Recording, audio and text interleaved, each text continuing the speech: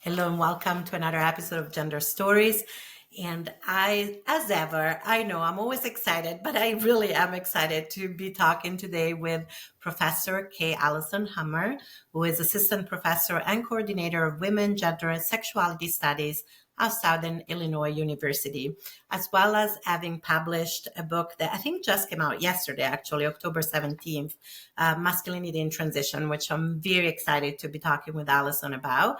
They've also published extensively in academic journals ranging from disability studies, trans studies, gender studies, masculinities, and have a forthcoming book chapter on book banning. So many things that we could talk about. And we're even going to talk about the Barbie movie, little spoiler for you listeners or those of you who watch on YouTube. So welcome, Allison. Thank you for making time for this podcast today. Thank you so much for having me. I'm so excited. I love the show and I'm just thrilled to be here. It's wonderful to have you here. It always makes me miss academia a little bit when I talk to other scholars, but then I talk to colleagues and I remember what life in academia is like, and it's short-lived. Yeah, it's just such a thrill to be sort of outside of that frame too, to just be able to have a conversation where we can put my ideas like into a different frame and talk like real humans. Absolutely. Yes. Yeah. I'm excited about that too. So Yeah. I really want to talk about your book, Masculinity in Transition. But first of all, let's talk about masculinity studies. I remember that, the emergence of masculinity studies, a very long time ago, I used to teach in what used to be women's studies, actually, at the time. That's what my doctor is in. And I remember people having actually pretty conflicting feelings in some ways around the field masculinity studies as it emerged. And so for the listeners who don't know what that is, what is the field of masculinity studies?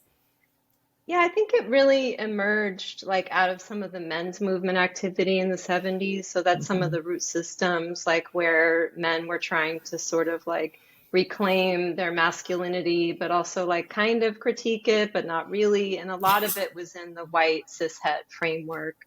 And so a lot of that field also developed differently from like masculinity and queer theory. So we have Eve Sedgwick coming out talking about masculinity. We have sort of Jack Halberstam coming out talking about masculinity, but those two fields really developed pretty separately from one another. And so I think there's a move recently, and one of my scholar mentors has been very active in trying to change the direction of the field, trying to make it more comparative, trying to make it more inclusive of diverse masculinities. And so I think there are changes, but I think it's very stubborn to move out of that frame, and to have also some interplay between the study of trans and queer masculinities and white cishet masculinities. So that's a little bit of the basics of where the field has been, but I think, like I said, it's moving in a really different direction. It really is. I mean, even compared to, say, oh my God, how long ago did I start doing my PhD? 30 years ago almost, when I was initially in women's studies. I feel like a lot of the critique was that, like, are actually men truly engaging in deconstructing masculinity, or is this just a way to perpetuate a lot of this kind of similar systems, right, of oppression? And one of the things I love about your book is that it does really bring into conversation, trans studies with masculinity studies, queer studies. It addresses capitalism. It addresses kind of, how we cannot talk about gender without talking about race, right? It's a beautiful intersectional book, I think. Oh, thank you. So what kind of moved you to kind of write this book, right? There are so many things that we can focus on in our studies. I also wanted to show it because it just came yesterday. And I think the spine like really resonates very nicely with this kind of media slider here. I love this feature that they added to it. So this is the real live object. I love it. Yeah, I definitely want to talk about that. I think that, my initial interest in masculinity came out of female masculinity and sort of my own doorway into thinking of my own relationship to masculinity, which my coming out story is very long, but starts kind of late in life and took many twists and turns. But my initial coming out as a lesbian really took place through female masculinity, through Jack Hmm. Halberstam's work, which that book just changed my life. I Yeah. mean, at the time when I read it, I really didn't know what it meant for me. And it took a while to kind of see where it would go. And then, when I came out as a lesbian, I was in a straight marriage and then came out as a lesbian, and that had many twists and turns as well. And then, came out as non-binary around 2018. And, for me, who, I'm 49, so that word was not present at all. Hmm. Like, Oh, there was yeah. no understanding of non-binary. Like, No. I think like kids today have a wonderful, rich vocabulary for Hmm. talking about gender and sexuality that I didn't have. Um, and so coming out as non-binary also dovetailed with things happening with Me Too in the culture. And what happened around Me Too and toxic masculinity being such a topic. I mean, people were Yes. sending me articles about masculinity all the time, but in a lot of ways, it was kind of a redux of what we see in masculinity studies. A lot of it was Hmm. about white men and how they could Yes. do better, right? Like I remember Anna Sales on the Sex Money podcast coming out with an episode called Manhood Now, where she interviewed Mm. all of these men about like, well, what have you learned, to do differently? And it was kind of, very shallow. It doesn't really get to, the critique of white supremacy or the critique Hmm. of heteropatriarchy. But one thing I thought about is, well, why aren't queer and trans masculinities considered part of masculinity studies? Yes. Like, why are they separated out so much? And one thing that happened that really transformed me was a class that I taught on critical masculinity studies. And it was right at that 2018 moment where Brett Kavanaugh was being Hmm. confirmed, and we watched those confirmation hearings together. And it was just kind of, the word patriarchy started to be used Yes. again, which had been really retired Absolutely. I because it hadn't was heard too it. blunt. Yes, I hadn't heard that word in a long time, and all of a sudden it was everywhere on social media. Yes. Hmm. Right? Yeah. Yeah. And so the class, though, was really interesting because they were all different kinds of people. There were Black men, there were trans Hmm. men, there were non-binary folks, Black women, white women, international students. It was almost like everyone wanted to talk about this. Hmm. And I think it became really important for me to situate it within the culture itself and not off in some side territory of queer and transness, but to really put it into conversation of like, what do queer and trans masculinities offer? Yes. They offer quite a lot, I would say, for Hmm. undoing normative, toxic masculinity. And so that was a lot of it came out of that moment, really, the direction of the book took off from there. I love that. And you mentioned toxic masculinity. So, for our listeners who maybe don't know what that means, how would you define toxic masculinity, or how would you describe the idea of toxic masculinity? Right, that's a really good question. I really critique the term in my book because Hmm. one of the things that happened out of Me Too is that it became about, you know, putting on trial various bad apples, Hmm. and those were the toxic ones, or it was really the extreme ones who were toxic. When I really think it's about looking at, the more daily kinds of violences that toxic masculinity, is all about.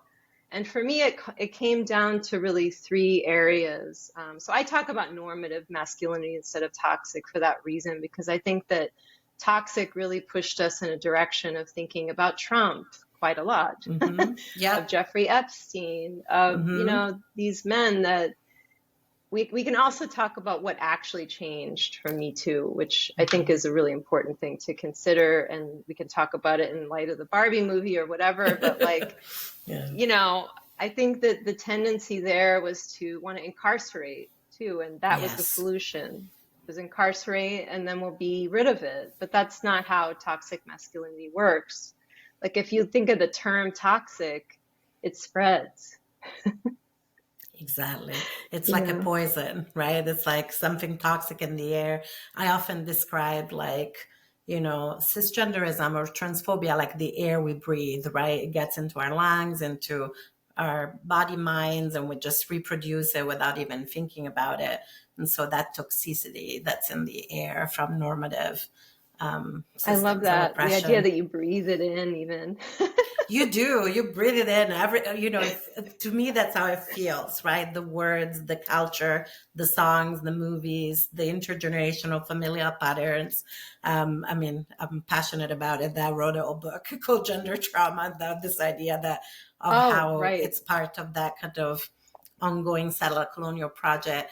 And I love that you highlighted the normativity aspect, right? Because in a way, I really feel that this idea that, well, it's just those men over here who are doing the harm. And if we get rid of them or if we imprison them, then everybody else will be okay, is a very colonial white supremacist idea, right? It's an all or nothing, good or bad, perpetrators and victims, all these binaries, something that I'm also not a big fan of, obviously, in every way.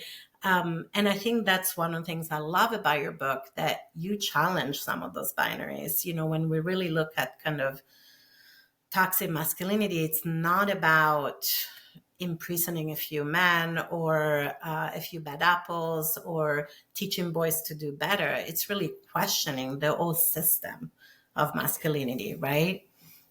Exactly. Like that was one of the main sort of takeaways from that whole moment. And it really, in my opinion, and I could be wrong, but in my opinion, it really faded also Mm-hmm. until maybe Yes, Barbie. I mean, maybe the Barbie movement is like a resurgence of Me Too.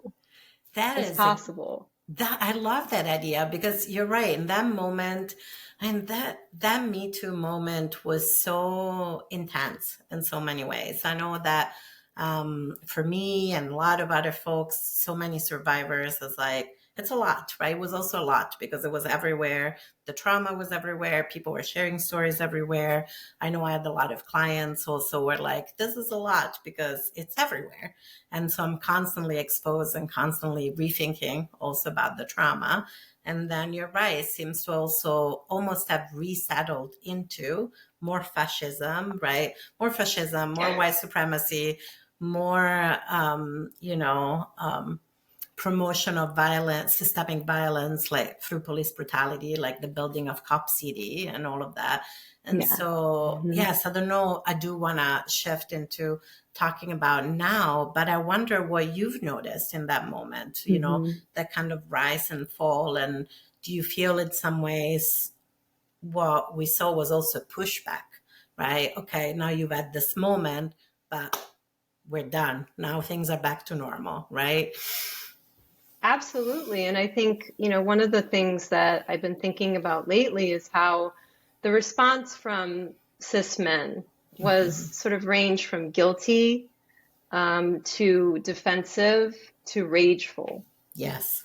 And so these online cultures of grievance were Mm-hmm. building and building. And, I don't talk about this explicitly in my book, but I think it's possible that it built even toward the January 6th coup attempt, you know, because a Absolutely. lot of what these paramilitary groups want is they want women to return to the home. They want to return to the traditional 99% of the time white families. Mm-hmm. Like they want a return to sort of women focused on having children and having babies and taking care of their every need.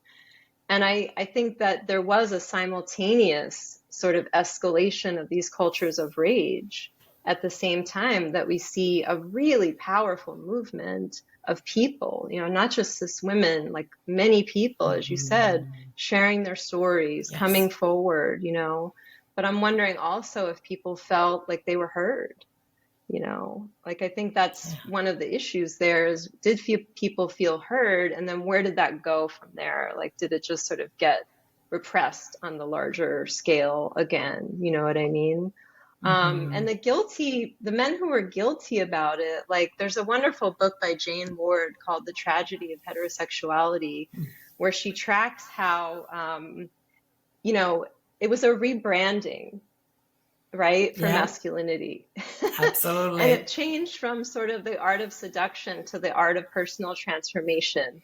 And it Hmm. was sort of like now, like I still have people sending me articles about like men's groups who are trying to like, express their emotions together, like in a sort of secluded woodsy environment. And it's sort of like, that was part of the men's movement of the 70s as well. Yes. And every time it sort of goes back to not a sort of deconstruction, but a reclamation of masculinity, you And a know? reclamation that's often so inappropriate in so many ways, because it's often cis white men also appropriating kind of cultural traditions like sweat lodges in the 70s and 80s, or like talking sticks, or like connecting with like animal spirits. And it's really like, what sometimes when I look at some of this information, I'm like, okay, as a therapist, yay, people are connecting with one another and themselves, but this is so toxic and problematic on so many other I levels. You know what I know. mean? It's like, I know. I it, know. Yeah. yeah. Particularly the sweat lodge idea. And someone just sent me an article like a few weeks ago about another men's group that engages in these similar kinds of things. And the whiteness aspect, like I said, Yes. it's predominantly white men. Mm-hmm. Um, and I think, regardless of the intentions, like I think that anytime a group of cis men get together, it's usually not good, Yeah. And like in it's large numbers. absolutely, I mean, That's a fraternity right there. that is a fraternity right there. And it's like so problematic in how men can also bolster each other to justify violence, right? Or to justify harassment, or to justify just that, um, yes, the normative masculinity that is so hard for them to let go of, because why let go of power, right? When you can rebrand Yeah. it. Yeah. And Right. And the mhm, culture sort of supports it in all these ways, and yes. politics supports it. I mean, I think that Hmm. the sense of loss that my students felt after the overturn of Roe versus Wade, like, they called me with such grief because I think that they felt the sense of failure, that, like I said, only a few years prior, I think there was a moment of like, we're going to address this finally. Like, Yes. we're going to address the issue of sexual domination and sexual assault. Like, we're going to change things. And there were flaws, many, many flaws within it, as there are flaws within every social Hmm. movement, every feminist movement. And I take that and I understand that. But I do think that around the topic, like I said, with this class, it was like people were really wanting to have intense discourse about it across all these different investments in masculinity, all these different kinds of investments in masculinity. And I don't know, I haven't taught that class in a while, and I don't know if there would still be that same fervor around it. And I think that's because there is so much loss post Roe, and now with this just insane assault on trans people, Yeah. trans and non-binary people, like, so we have BLM, and then Yeah. it's just, I think we're all feeling, not the royal we, but I think we're like, there's a sense of just collective grief right now, and not knowing what comes next is what I'm sensing. Absolutely, which makes sense because it's this kind of pulling, on one end we have this kind of rise of fascism again, and at the same time we also have this tension pulling towards justice, right? Whether it's abolitionism, whether it is, reproductive rights, whether it is body autonomy rights for everyone, including trans folks, we're really seeing this kind of moment of tension and uncertainty, and I think there is a lot of grief, a lot of fear, and often out of fear there's also extreme reactions, which I think we're seeing in the world right now. And in the middle of Yeah. all of this, there's also popular culture that keeps making things, right? So let's go there. Let's talk about the Barbie movie, because I think in a way I was really pleasantly surprised, and I have to say, as somebody who has a more queer masculinity, who really Hmm. enjoyed dressing my Barbies and doing musical theater, I would have definitely been a Oh, me music, too. right? Oh, I was just totally. like, Oh, right. yeah. I was into Barbies growing up, and Yeah, me I too. really wanted a Barbie camper more than anything when I was like 6 or 7 years old, right? Like the little plasticky one. And so I was both excited and fearing the Barbie movie, because at the same time, then when I became a parent, I was very anti-Barbie, right? Because at that point, I was like, I was a Mm. feminist and very queer, and I was like, Barbie is not a realistic representation of womanhood. I remember, with my kid, who's now actually a young adult and knows I tell the stories. We're in the middle of the co-op doing grocery shopping, and she had this Barbie that of course her queer uncles gave her a whole set of Barbie Disney princesses just to see my face on her birthday. And I was saying Right. something about Barbie, and she goes, I know this is not what real women looks like, but it's my doll, and it's okay. And I was like, yes, honey, it is okay. It is also just a doll that you can play with, but it's more than that, right? And so the Barbie movie that came out, and it was so different than I think many people expected. What did you think about it?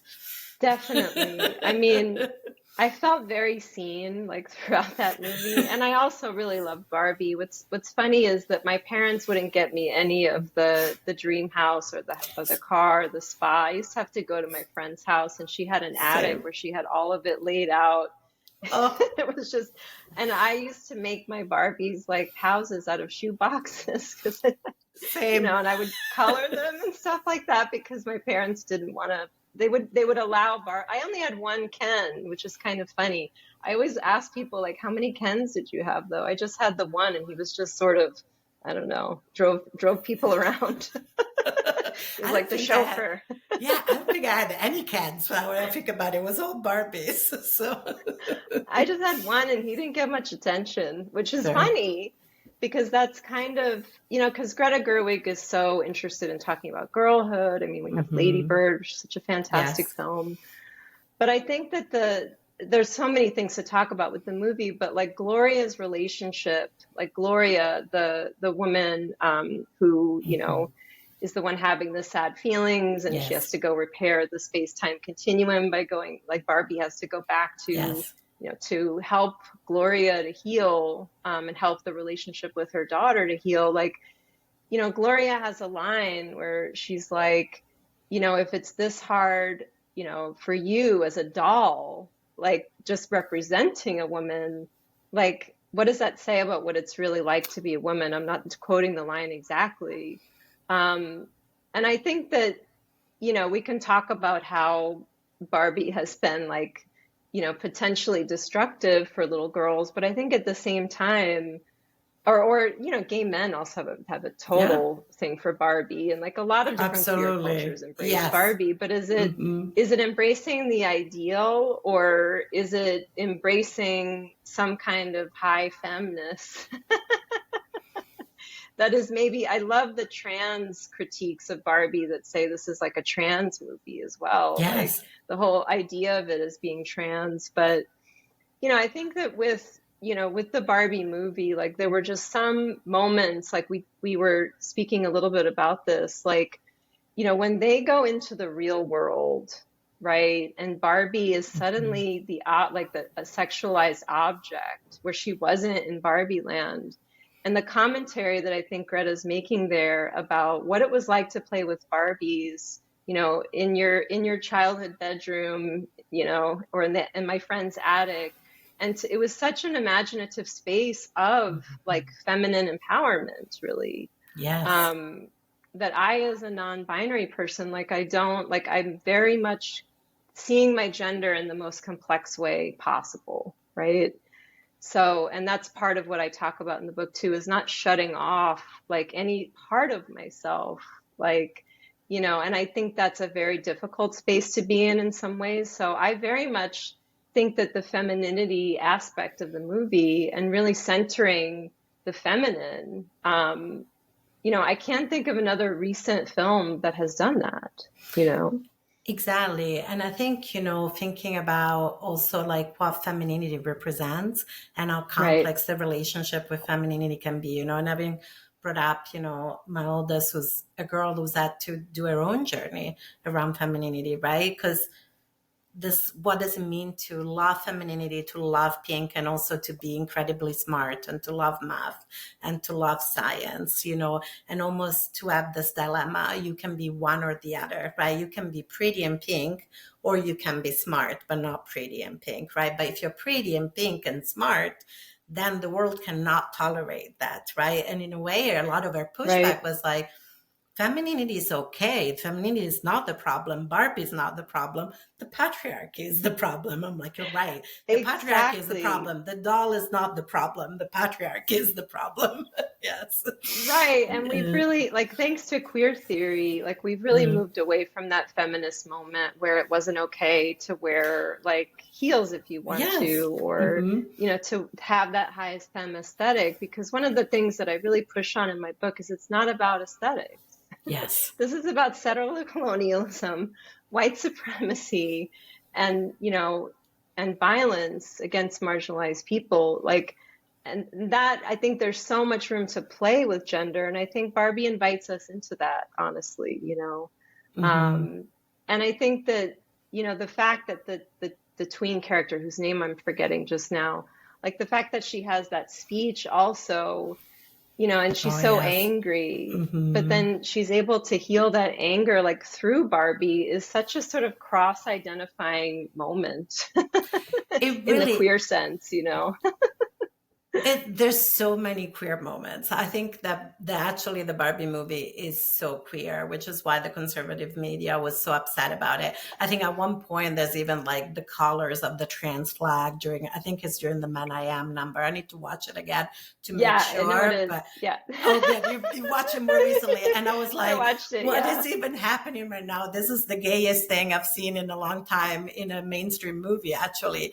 And so there's this moment that is just the movie is so trans, it's so queer, but it's also really a highlighting of just how messed up kind of white masculinity in America is. In a way, can like the Well, main yes. can it's really about this crisis of like white men in America, right? In some ways, like Well, I picked up on something that I had missed. I've watched it mhm. twice now. Probably will watch it again later today. I'm inspired. But when Ken takes over Barbie Land and goes and learns about Yes. patriarchy and Hmm. horses and Yeah. takes the books out of the out of the school library, Yes. and I mean, all of those moments are great. Like where he asks to be a doctor, but he has no credentials, and he's like, "But I'm a man." Like, just, That is why. and then when he Yes. has that commentary with that executive Mm. where he's like, you're not doing patriarchy then very well if you can't just do whatever you want as a man and you need all these degrees. And he's like, oh no, we're doing it very well. We're just hiding it better. Like Yes. it's just, it's perfect. Like It is that was perfect. exactly what I was saying about the post Me Too moment, is that, things just become folded back in instead of really radically restructured. It just sort of gets folded back in. But there's a moment. So when Ken and, I guess the Kens, but I think really Ken is the ringleader there. Yes. The primary Ken is the Ken leader. Waves a flag that is Mhm. just remarkably similar to a January 6th scene. Yes. And the takeover is a violent one. And the takeover is we're going to turn everything into a saloon, basically, which I have a chapter on the Western in my book. So I really appreciated that. Like, for me, like the Western has been like such a fun part of my book because there are new Westerns that have come out that have really revised Hmm. the genre. So I look at Westworld and Godless as being like, redefining it around that Me Too moment Hmm. too. Like Yes. Godless came out Hmm. in 2017, just like a couple of months after it was kind of anticipating it, I feel. But anyway, so the January 6th moment is in there, and I feel like there's a lot going on in the subconscious of the film too Hmm. that was fun, and I laughed and I laughed with my students, but you're also really like hit at a deep level with what our current moment is like. that we Oh haven't yeah. reclaimed Barbie land. We have not reclaimed Barbie land. And I cried a lot during the movie too. I was surprised by how deeply it hit me as somebody in my 50s who has gone through, I feel, many gender iterations in 5 decades. Um, there are so many moments in the movie that are very, like, I would say, funny and gut wrenching at the same time.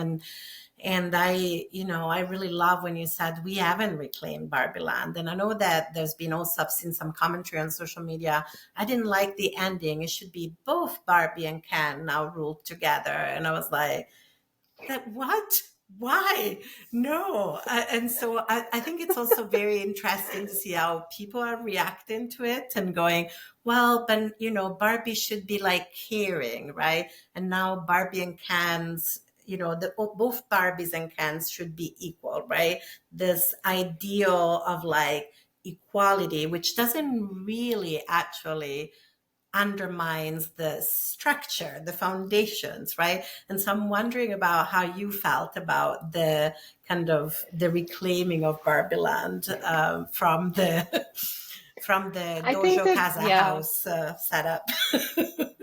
yeah, right. I think that one of the things that I've stressed, like in all of my work, has been that fundamentally, when we talk about transphobia, we talk about homophobia, we talk about it's all misogyny.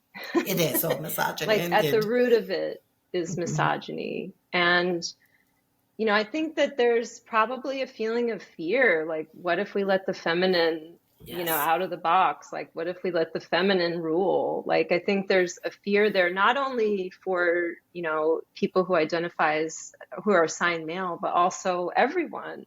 Sort of Hmm. like having this fear of like, we need this sort of patriarchal control to organize our lives. Like, it'll be chaos, like this sort of feeling. And that's, again, one of those feelings, as you talked about before, that sort of seeps in, and it's the air we breathe that is anti-feminine, right?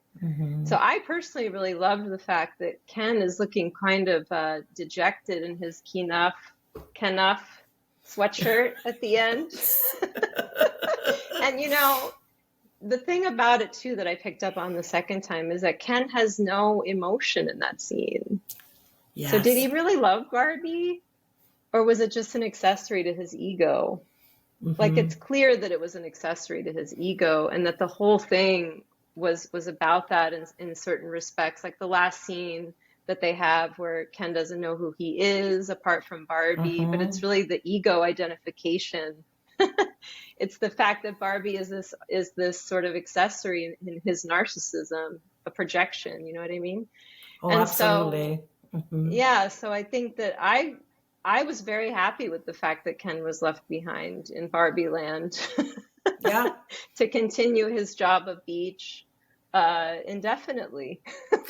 I agree. I feel like I was like, no, why? Canda's not ready to rule. Like, Canda's to go through his own process of like unfolding, undoing, finding himself, because and that's what I love as well, that, actually the Barbie movie highlights men are not okay. And that type of love is not love. It's self-centeredness. It is narcissism. It's self-centeredness.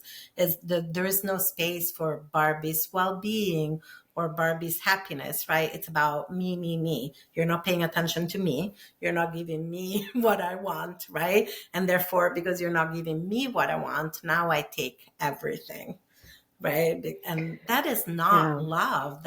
And yet we see that play out in reality TV and dating shows. We see it Hmm. play Ugh. out and like, right, exactly. That could be a whole other episode, I'm pretty sure, talking I about. love that genre. Me too.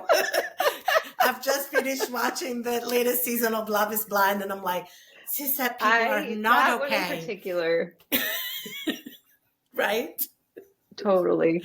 Maybe we'll have to do a Yeah. take two of like, let's talk about gender in reality TV shows and what's happening there.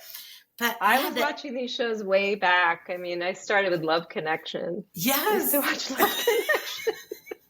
And before I even knew what a date was, because yeah, my parents let me watch whatever I wanted on TV. TV was my surrogate family, if you will. So I'm very into pop culture because I had that kind of close relationship with characters too, Mm-hmm. where they became like, I think there is a term for that, but that I'm forgetting, but where you develop a relationship with people on television or in film. Mm-hmm. Like a parasocial type of relationship almost. Parasocial, Yes. that's the Yeah. term. Yeah. Yeah. Yeah. And I love popular culture as well. And I think that's one of the, many reasons that I loved your book is that you do kind of talk about popular culture as well. And just how kind of masculinity plays out, not just kind of the political stage but also like the popular culture stage, so to speak, and that fragility of Yeah. normative masculinity. Yeah. And I think that, the whole idea of like a Hollywood movie can be a real source of, the term that I use in the book is unruly alliance, like bonding with people who are different Yes. from you.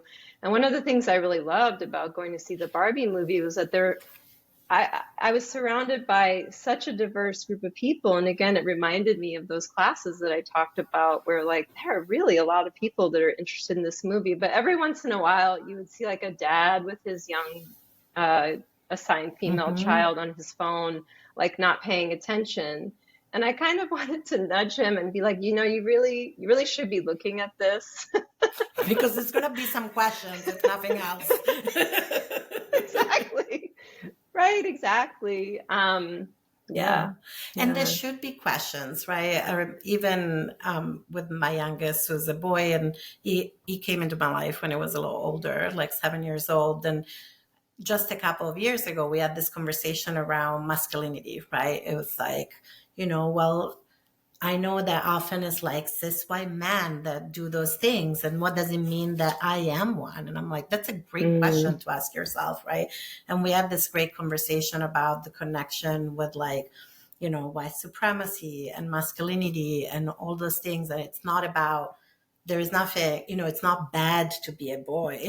It's just you have to be aware of why, and this discourses. And I remember he was so angry and he went, why are they not teaching me this in school?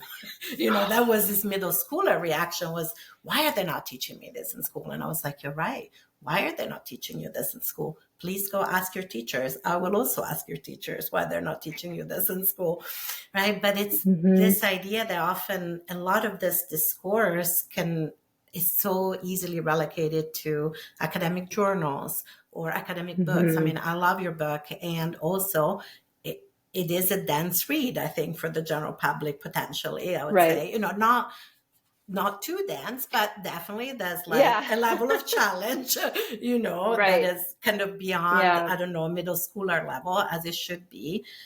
But Yeah. so I love that, like, how do we bridge this divide, so to speak, the conversations that are happening in like queer hmm studies and masculinity studies and, you know, and then there's the Barbie movie that I think in some ways is bridging some of those conversations. How hmm do we do this? How do we bring those conversations more into an educational context, an everyday context? I mean, that's a great question. Like considering, back to, I think you said it was your son, right? Yeah. Your son. Like back to your son's story, like I have those moments all the time lately, retroactively, where I think, why didn't I learn this in Yeah. school? And why didn't I learn that in school? And like the fact that right now education is being attacked. I just moved from Yes. Tennessee, very red state, to Illinois, and I got gender affirming care in Tennessee, and it was terrifying because just as I was getting that gender affirming care, you have the senator of Tennessee coming out and saying that the clinic that I went to is mutilating children. And then the whole thing just really broke open. And one of the things that I wanted to talk about also is that I loved, loved, loved the graphic novel Genderqueer by Maya Hmm. Kobabe. Yeah. And so I taught that book in a trans studies class back in 2018. This is sort of addressing your question of like what kinds of books and materials I think do bridge that gap, Yes. and how I would also like to do more popular writing once I get tenure. Honestly, once I get tenure. So, so that graphic novel was something that I taught, and I was just literally floored and shocked that book is now the most banned book in the Yeah. country, and that it wasn't a politicized move for me to teach that book in No. 2018. And my students loved it. And more than anything else, it really told my story, from a much different generational viewpoint, Mm-hmm. but still. Um, and now, now I'm in a blue state in a very interesting location in Southern Illinois that's becoming like a place for trans refugees who Mm-hmm. are fleeing red states, reproductive justice. Like we're just surrounded in a lot of ways. And Mm-hmm. so for me, those kinds of, graphic novels, like the popular culture that I talk about in the book, like, I talk about the poet performer Andrea Gibson, Mm-hmm. non-binary Yep. poet performer, who, like, I have moments in the book that I'm hoping people will grab onto who are not super high-end academic, and I try to sort of balance that out, because I think that there are so many things that should be more widely available to people too, and the shutting down of that is intellectual abuse in my mind. And so I don't really know where I was going with that. That's okay. I mean, honestly, we can just go to this place of grief, even that not only like, I mean, Yeah.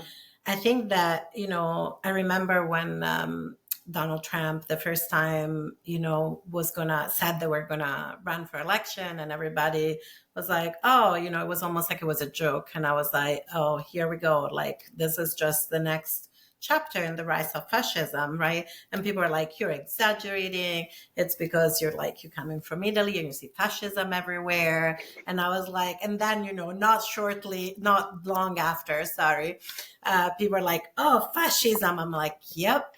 Some of I don't know, maybe I am hypervigilant because I was brought up with teachers and grandparents that talked about, having survived fascism. But where was I going with this? My ADHD brain will come around in a moment again. But and if it doesn't, we'll just have to cut this bit, and that's okay. And if we don't cut it, then No, the listeners get to see the yeah, process. But sorry, go yeah. for it. No, I think fascism, I do talk about this quite a Yeah. bit in my book, that American fascism has always been with us, the seeds of it, in Yes. enslavement, the seeds of it in Exactly. genocide of American Indians, Native Americans, internal, the incarceration of Black and brown folks predominantly, just accelerating, in the latter part of the 20th century. Like, all of that is fascism. Yes, thank you. That So, is exactly where my brain was going. it's Yes. we're just seeing it now with the gloves off. Exactly. And I think that literally seeing books banned, it's hard to deny it, right? I was like, literally the parallels are all there, right? Going after trans folks, pre-World War II Berlin, book banning, I mean, really, it's not even subtext anymore. It's like the text is all there in terms of just this Yeah. kind of incredible push towards like this anti-intellectualism, this fear of Hmm. knowledge, this fear of Hmm. books, right? This Hmm. fear of critical race theory, this fear of gender ideology, right? To use all those terms, they're kind of Hmm. so pervasive. And Yeah. and while I understand on one hand that it stems from fear, uncertainty, living under late stage capitalism, it is also, I think, scary and horrifying for a lot of minoritized communities for lots of good reasons. And so I'm wondering how you I know you bring that into the book, right? Like how we Yeah. cannot talk about masculinity without talking about race. We cannot talk about masculinity without talking about racial capitalism, actually, specifically, right? And the political stage. And so, yes, I'm wondering, like, if you want Yeah. to say a little bit more about those Yeah. connections that you make in the book. Yeah. So one of the things that I really wanted to do was to make a book that celebrated resistance. I Mm-hmm. didn't want to make a book that was a dreary description of the present, although I do quite a bit of that. Like what I really wanted to talk about was how, you know, the word sort of exuberant masculinity or joyful masculinity through a queer and Mm-hmm. trans lens comes into mind, but that these are all valid and wonderful and colorful and, vibrant masculinities that are queer and trans that have something to show us about what masculinity really can be. Like if we associate it with like phallic Mm-hmm. sexuality and power and assertion, or whatever you associate it with, and that sort of like yang dimension of things can be used like productively towards social justice goals, towards giving us pleasure as well, sort of giving folks pleasure. And that's one of the things that I think is important too, is sort of the pleasures of masculinity, just like the pleasures of femininity can be Mm-hmm. available to all kinds of different people. So like I talk about performance art, and I talk about like using sex toys in performance art, as a way to sort of challenge like this like so-called biological supremacy of assigned masculinity. I bring in, like I mentioned the Westerns already, but I also talk about unions. Like I talk Yes. about a book that people really have loved and loved and loved with it, which is Leslie Feinberg's Stone Butch Mm-hmm. Blues. And I had the really special experience of talking with Minnie Bruce Pratt, late Leslie Feinberg's partner, who Mm-hmm. recently passed away. And I was so glad that I had that opportunity, because she just said, Leslie would have loved your read of this book, Yeah. because I approach it as about work, and I approach Mm-hmm. it from the perspective of the butches banding together, to protect one another, on the Mm-hmm. factory floors, for example. So I address sort of unions, and that's such a hot topic right now, of course, that we have all these strikes happening. But this is another thing that I feel like I almost like anticipated, because at the time I was like, well, there was some Amazon stuff going on, and there's stuff going on with Chipotle, and there were little things happening here and Yes. there, but it's massively exploded from where it was. I mean, it's not at a mass point, but I think it's just such a dramatic increase in union activity and people being pissed about capitalism, quite honestly. Absolutely. People are tired. Like we're going through, I would say we're still going through a pandemic, even though everybody is pretending we're not, right? We're still going through a pandemic. People are still dying, and people are like, why is everybody so tired, so dysregulated? All our executive functioning is kind of gone to hell, in a handbasket, or whatever the expression Yeah, is, right? And people are like, right, so confusing. I'm like, is it confusing though? Or is it like that right. we're all so exhausted by late stage capitalism and people no longer want to just, use their body minds as commodities just on the altar of capitalism and to make more money for Jeff Bezos or whoever has way more money than God, Yeah, right? And one of the things I love about your book is that it's not just about, I would say the trauma of normative masculinity, but it's also the potential expansiveness of, relationality, of yeah. care, right? And we're seeing that really emerging, like the idea of mutual aid. It's almost mainstream. I It can is talk almost about mainstream. mutual aid to people who are not like anarchists or something, that they understand the concept, right? And it's like, it's amazing to me. And so let's go there. Let's talk Yeah, about yeah, how yeah, in some ways the medicine, the healing is probably in community, in that yeah. Oh, relationality, in that yeah. mutual care. Mm-hmm. Yeah, I mean, if you think about back to toxic masculinity, it's about independence and ruggedness and, Mm-hmm. John Wayne. I know this is an Yes. old icon that maybe a lot of listeners won't know who he is, but I still see his picture on like Yes. supermarket magazines and such like that. Like it still Mm-hmm. has quite a cult following, like independence, autonomy, and also, if I see an enemy, which is normally an American Indian or Native American person, I have the right Mm-hmm. to kill that person, Yep. right? Same with other marginalized groups, marginalized by race. And so, I feel like, that kind of toxic masculinity needs to be countered. And again, it's not so much about aesthetics or style. It's much more about, we need to start caring for one another. Yeah. Like, we need to get out of this crisis of empathy that we're in. We need to, on the daily, like on an individual level, but also when it comes to across identity groups, like, the Combahee River Collective statement, the Black feminist statement back in the 1970s was like, I have to fight for my own oppression, but also like link up with other groups that are oppressed, because we're not going to be able to do this alone. Like, and that is what has really come to the fore for me, is we have, the complete rollback, you might even say decimation of reproductive justice, reproductive rights. We have trans people suffering in ways that just breaks my heart daily, and we still, post BLM have, just vicious forms of violence against, Absolutely. Black, Indigenous, and people of color in the United States. So I think that if it's a tendency right now, I think, to kind of circle the wagons and sort of get with your people. And I understand that, and I value that, and I think that's important.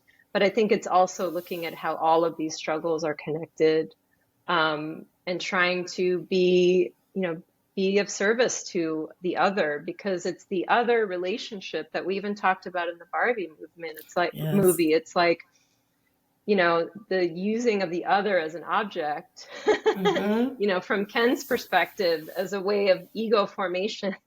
Yes. Like, that's what he uses Barbie for, right? Like, the idea of increasing our capacity to be empathic, to be empathetic toward one another is one of the goals of my book. And it's also seeing the ways in which queer and trans community just offers so much to the mainstream too. Like, as I mentioned before, like not wanting to see these kinds of masculinities, which includes, like I said, a wide range of folks, gay men, butches, cis femmes. I mean, lots of different trans women, like trans women's masculinities, which I think is, I'm hoping someone writes a paper on that. I think that would be really great. Probably I will. But like, like seeing it as relevant to the broader discussion of masculinity, Yeah.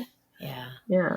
And I love that, I was brought up very much by second wave feminists, but luckily I also found Black feminists very early on, right? And so this idea that really our roots of our oppression are connected. We all have skin in the game when we work for each other's liberation, which has definitely been one of the tenets of my life, not just my work, right?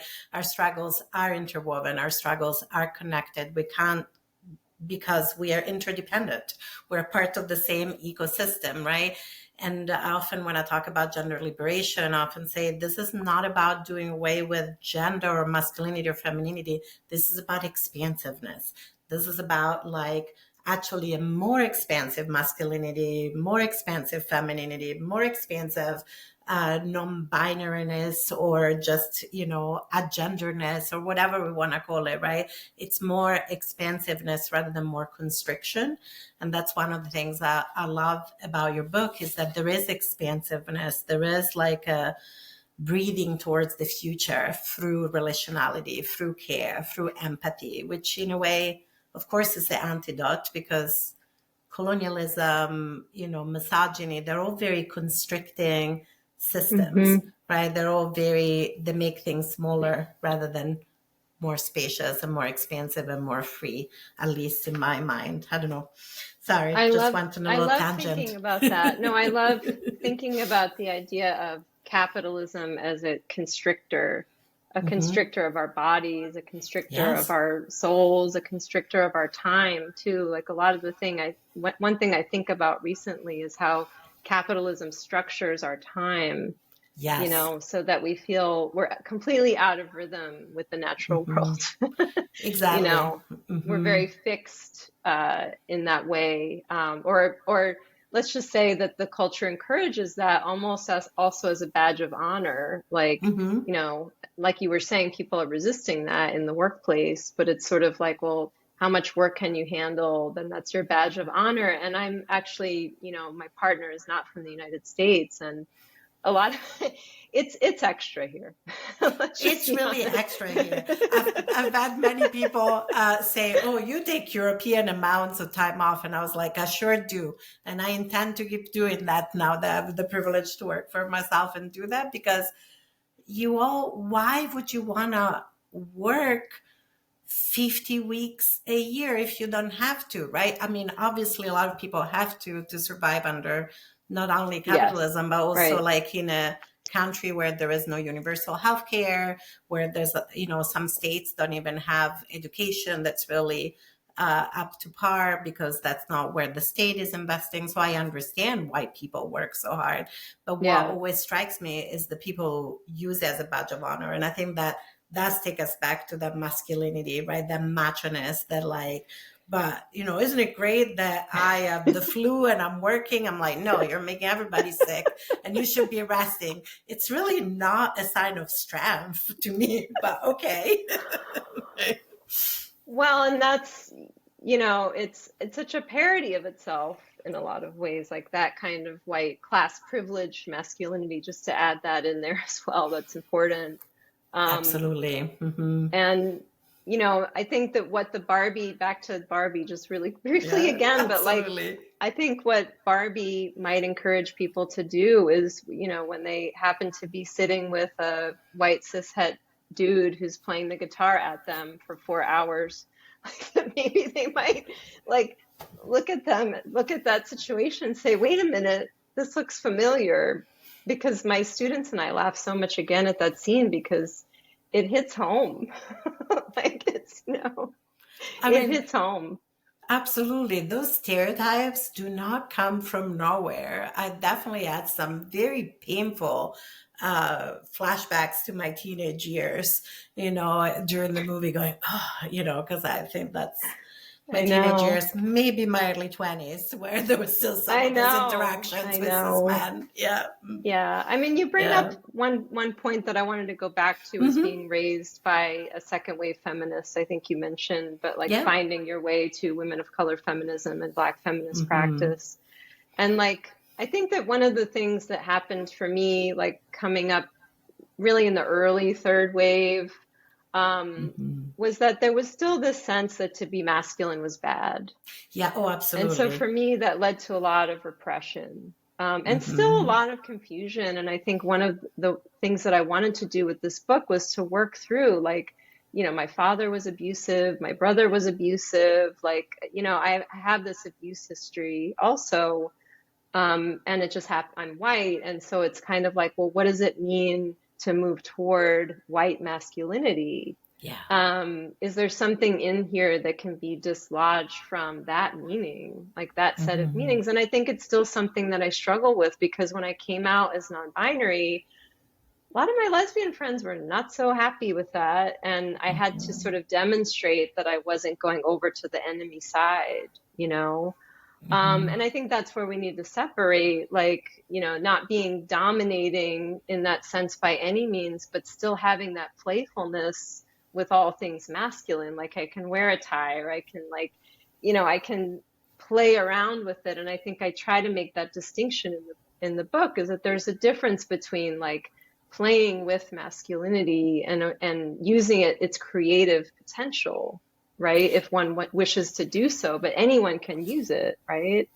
But that Yes. style doesn't equal domination and style doesn't, you know what I'm saying? Yeah. Absolutely. Because also when we demonize something, right, in a way, second wave feminism kind of demonized masculinity in a lot of ways. Like I really Hmm. struggled with, I didn't understand my gender identity for a long time because I thought it was internalized misogyny.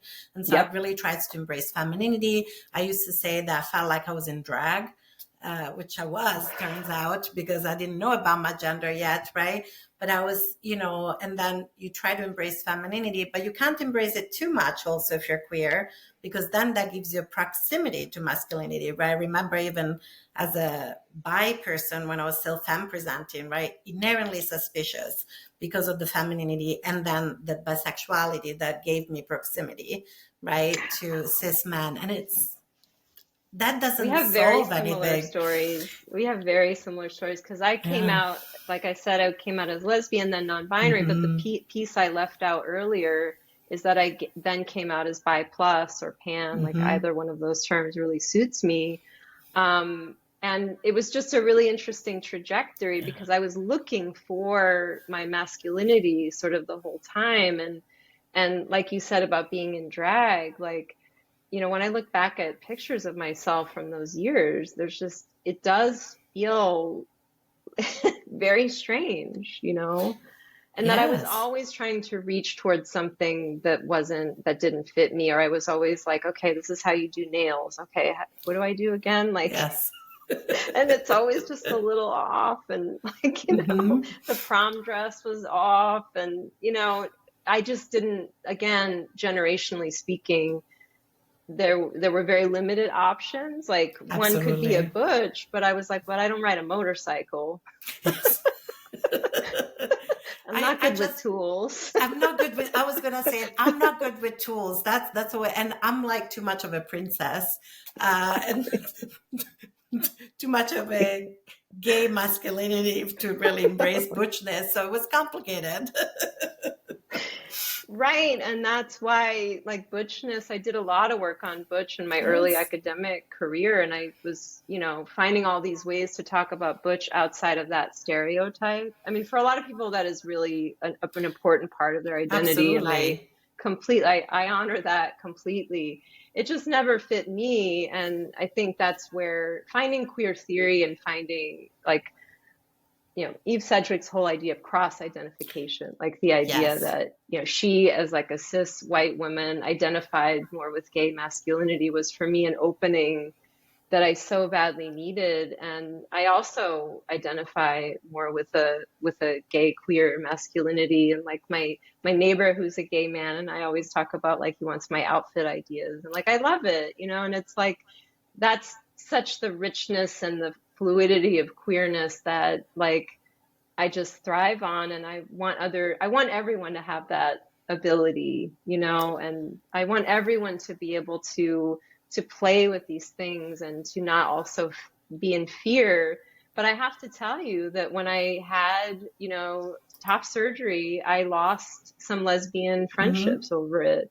And that was really, really difficult because, again, it was at that high point. We're still in the high point. I mean, we just keep going higher. There's no, when we were at a new high point for the time period anyway, like I felt really abandoned. And I think it sort of prevented me from moving in that direction for a while, Hmm. because I was worried in a certain way of losing my community, of losing people's love. I mean, I lost a couple of friends. I mean, it wasn't like a mass sort of shunning, but I did, again, have to demonstrate that I wasn't going to be, people made assumptions I was going to use he, him Yeah. pronouns, which was really interesting.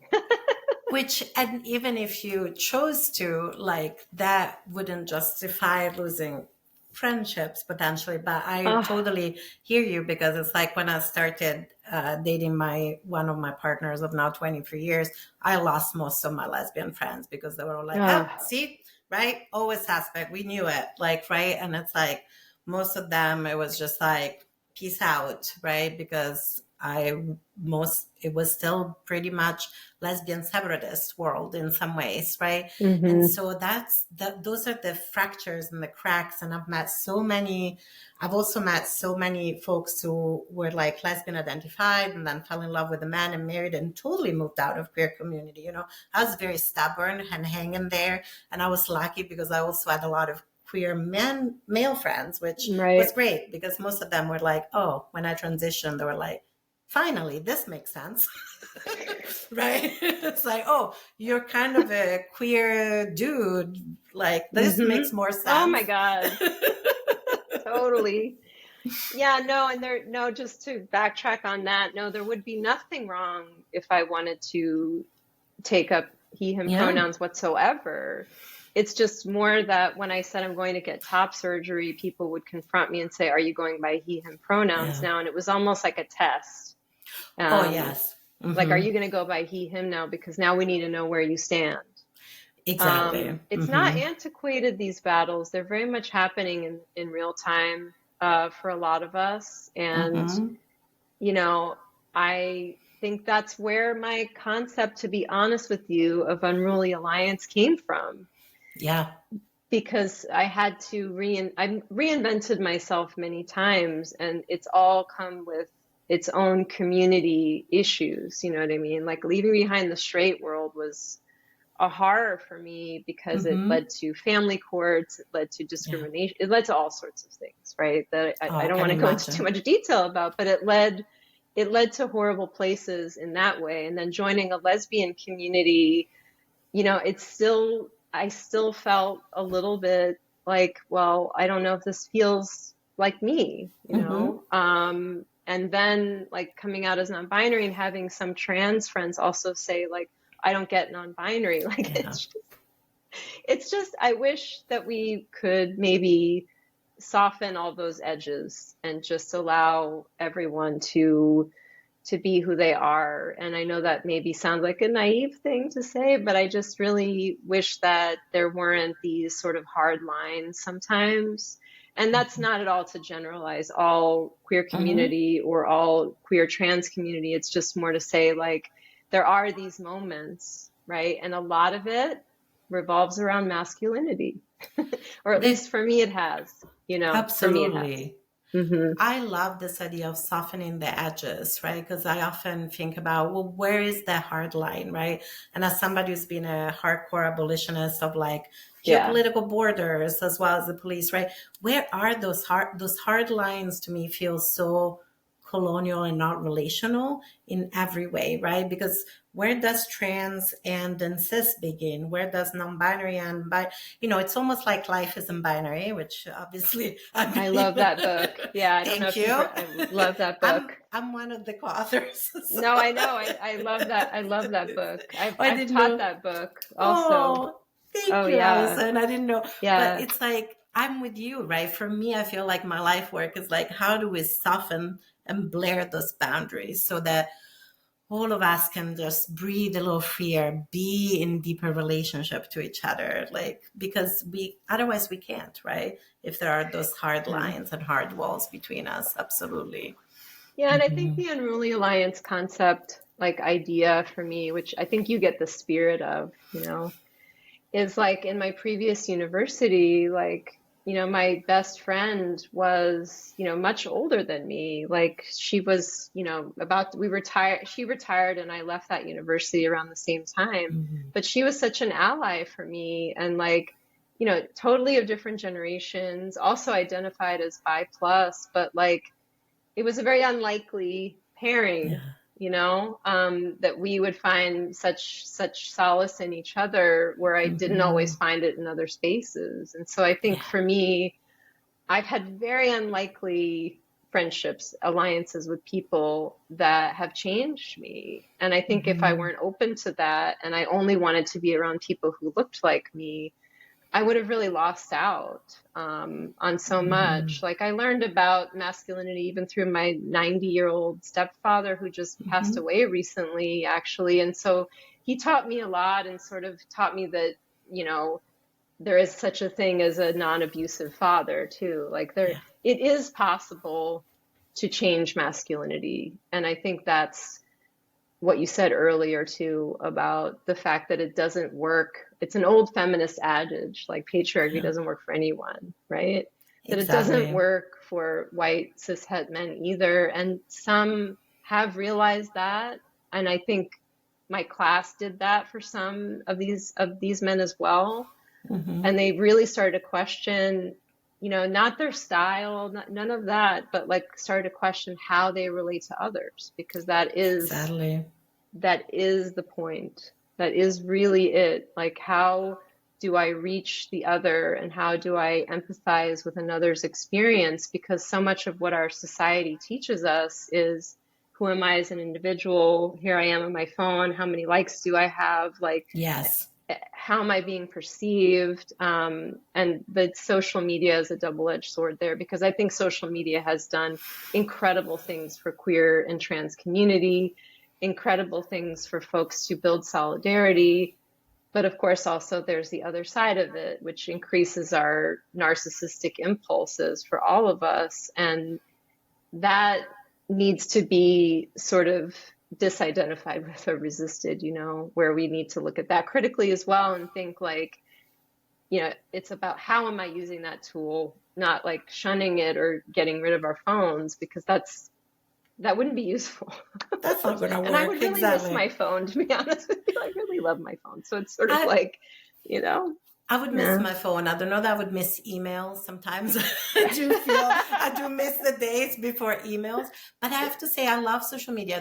It's so much easier to find community, right? It's like, I didn't know any trans people that were out growing up, right? I'm sure there were some around me in Italy in the 70s, but I didn't know them. And so like social media is really giving like such a playground to younger generations to find themselves, to see themselves, even if they're in an isolated rural area. They don't have to feel like I'm the only kid who feels like this in the whole world, right? Because I can find somebody else who resonates with that experience. And I think that's beautiful, like I think that much as there is like this shadow side of social media, I think there's still so much goodness in the internet in terms of relationality. Oh, yeah. But Oh, yeah. definitely. And I think like the ways that my students learn on social media and then come into my classes, and they have they identify themselves with such precision. Yes. In a way that I Yes. really envy, because I think about like when I was around in the 6th grade, when it was time to take off my like tomboy clothes, Mm-hmm. I mean, again, it was still a really gay tomboyness. Barbie was still there. I love that. I was like, I think that's a beautiful place to end on, the gay tomboyness. I feel like I could have like 20 different conversations with you about all the things that we've been talking about. But I want to be respectful of your time, and maybe we'll just have to have at least another episode on reality That would be TV great. and gender. Yeah. Oh, yeah. I was like, let's get on the calendar for 2024, please. I'm for it. But anything else that you were hoping to touch on or talk about that I haven't really asked you about? I always ask my guests at the end, like, is there anything that we have not talked about that you were hoping to convey or communicate to the listeners? I just really want to reiterate a message of hope, and really just leave space for how many people, we touched on grief, we touched on grieving, we touched on trauma, and just how many people are really in a state of suffering right now in the United States, because that's where we are right now. And just feeling isolated, like just to know that they're not alone, and that, there is community out there, and there are different ways of being masculine, and that, that is available to us now, and we can seize on that, and we can, live in the beautiful vibrancy of all the different masculinities that are possible. I love that. And that now all I have in my mind is that man I am seeing in Barbie with the beautiful, vibrant masculinities. What a beautiful place to end on. Right. And you also have a book out. So just a reminder for our listeners that your book, Masculinity in Transition, is out now. And they can order it from wherever they get books, in either an electronic book format or an actual hard copy of the book, and it has a beautiful cover. If you want to flash it I'll to show it again, the folks on YouTube, again, it is there a beautiful cover. I think they did a wonderful job. They really did. There's some purples, there's some blues, there's some oranges, there's some classical imageries with some social media imagery. I love it. Yeah. So please get Allison's book. It's really brilliant and it's a wonderful read. And I'm looking forward as well to your chapter on book banning Yes. as well. Hmm. And if Hmm. people wanted to find out more about your work, where should Yeah. they go on the internet? Allison Hammer, K Allison Hammer, Kallison, hammer.com is my website. And I post new stuff on there, new publications. There's also more information about me as an artist, scholar, cultural critic. I do lots of other work in literary journals and literary magazines and things like that. So I post new things on there, and you can learn a little bit more about me there as well. Wonderful. Well, thank you so much for this time today. I really appreciated our Thank you. conversation, and I'm really looking forward to our next one already. It's wonderful to get to know you, Alex. Thank you so much for having me.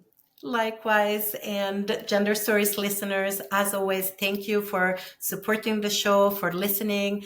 Don't hesitate to reach out and let me know how you feel the season is going. I know I had a little bit of a pause in 2021, but it's wonderful to be back and to see that you're all still listening. And so let me know what you'd like to hear in 2024 as well for next season. And until next time, take care of yourself and embrace your beautiful masculinity, whatever that means to you.